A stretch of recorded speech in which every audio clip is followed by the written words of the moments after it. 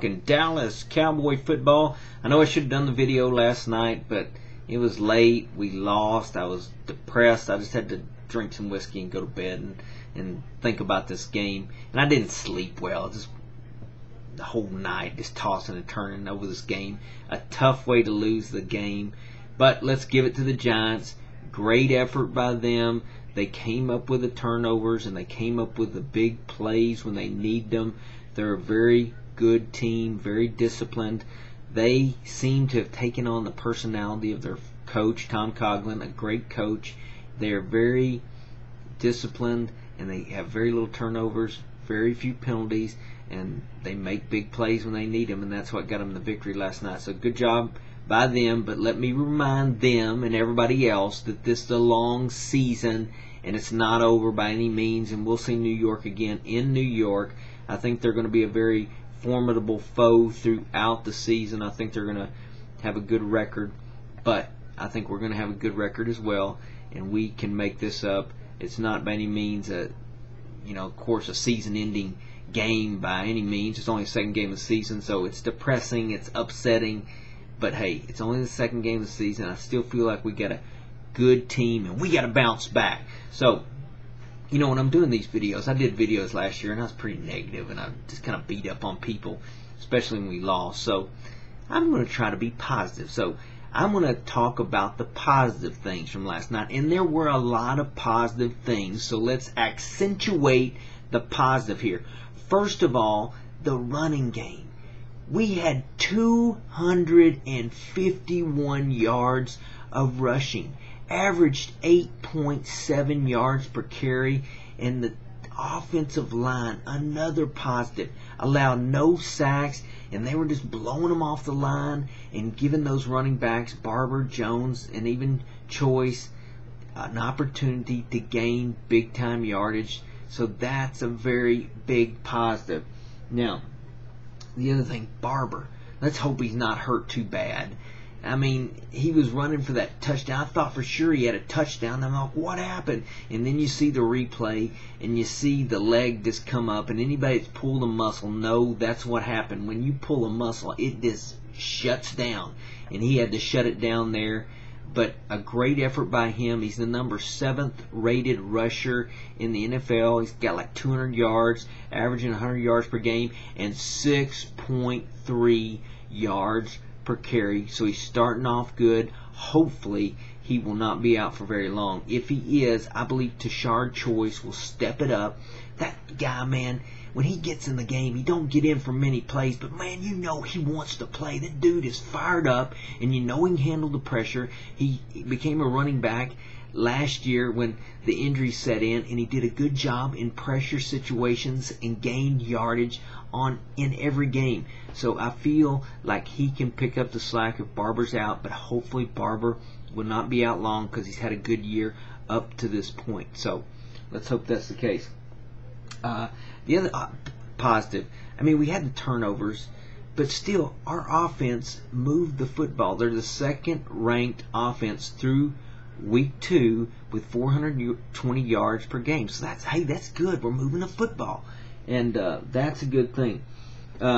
In rushing offense, like I say, the offensive line blowing the defense back, and also the running backs running good, running hard. Jones got in there with some good runs. We're the number 1 rushing offense team in the league right now after week 2, unless one of these teams playing Monday night passes up. But 184.5 yards per game. Way to go. Let's keep that up. Now, also the red zone. The red zone, I didn't really know how they graded that. I thought if you got a field goal, you got percentage points for that. But the way they judge the red zone, if you get inside the 20, do you walk away with a touchdown? How often when you get in the red zone do you walk out with a touchdown? Well, last night, we got in the red zone 4 times. How many touchdowns did we walk away with when we got in the red zone? Well, the answer is 4, baby. 100% execution when in the red zone. Now, also a good thing for the defense. Now, the defense, I know there wasn't a whole lot of positives, but one positive is the Giants got in the red zone 5 times.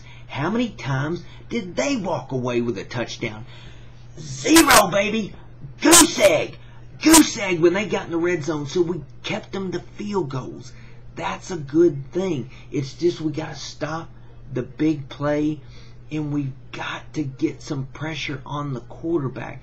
That is the big thing for us. I think the two things, if we can correct the pressure on the quarterback, and when we get the pressure on the quarterback, we've got to get the turnovers. And then the other thing, of course, is we've got to quit coughing up the ball. We did real good week 1, and then last night we reverted back a little bit to our old self, making ill-advised plays, ill-advised throws, and we had the turnovers, and that was the thing. We only lost by 2 points, and we gave up the ball 4 times. The Giants didn't give it to us any, or we didn't take it from them. Let me correct myself. We didn't take the ball from them. They ain't going to give us nothing. We've got to take it from them, and that's the one thing we've got to improve. Okay.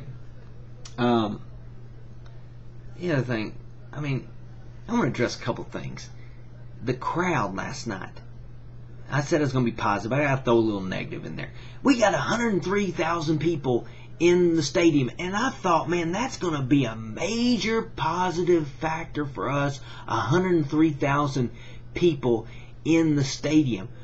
Well, they weren't a factor at all. I didn't see them disrupting Manning hardly on any play. I saw a couple of the Cowboy players out on the field going, hey, get up, come on, we need your help here. We need some crowd noise. We can't stop their offense. Make some noise, disrupt some things.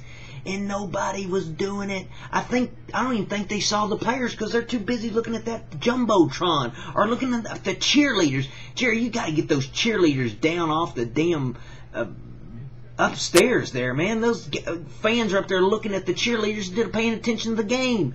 We needed those guys to make some noise last night, and they didn't do it. The other thing, it's hot in Dallas. I didn't think it was going to be that hot, but it was an evening game. But, Barber walks away with a pulled muscle, and he's out there giving his all. What I'm wondering is there anybody there making sure these guys drink Gatorade? We need a hydration coach or something. We can't afford to lose a player to a pulled muscle. You need somebody on the sideline squirting them all with Gatorade. Open your mouth. I don't care if you want to eat it or not. Shh. You got to be drinking that Gatorade, not just water, because if you're not hydrated, man, you're going to pull a muscle. Okay. Now, let me address Romo. Everybody's hard on this guy. He had a good game last week, and he has a bad game this week. You know what the question of the week was on Monday Night Football? It'll tell you the kind of pressure this guy's under. The question of the week is, do we think that Romo can lead the Cowboys to the Super Bowl? And 85% of the people said he couldn't, and only 15% said he could. So that's the kind of pressure he's under. And last night he looked like he was just feeling the pressure. He just didn't look relaxed. He didn't look himself. Usually he's smiling, having fun. He wasn't doing that last night. He just needs to relax. He's going to be okay. He's a great quarterback, and he can lead us to the Super Bowl. I'm with you, Romo. I'm one of the 15%. I'm wearing my jersey, man. I'm supporting you, and I'm not giving up on you. And you are a good quarterback. Believe in yourself, man. You can get the job done. I know you can. And let's get behind this guy. Let's support him. He's going to have a few bad games, but let's stick with this guy. He is a very talented individual, and he can play big in big games. He's just got to have the more experience. He's had some experience. He's had a few failures in that situation, but hell, we all fail in those situations sometimes. Let's stick with the guy. He's going to get the job done for us. Okay, real quick. I don't want to run out of time here.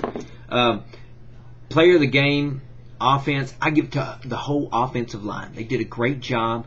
They are the offensive player of the game. The defensive player of the game goes to Jay Ratliff. That's who I thought he was getting in there. But he even pulled off into coverage on one play, a damn nose tackle. How do you do that? He's the player of the game on defense. The play of the game, really I think the play of the game was that last interception by Romo. I think that killed us. We were up, and then it's towards the end of the third quarter. It was a first down. We went deep there. I don't think we should have done that.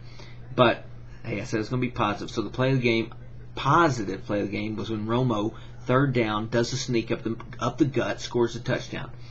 Okay, we got to take it to Carolina next week. Let's stay positive.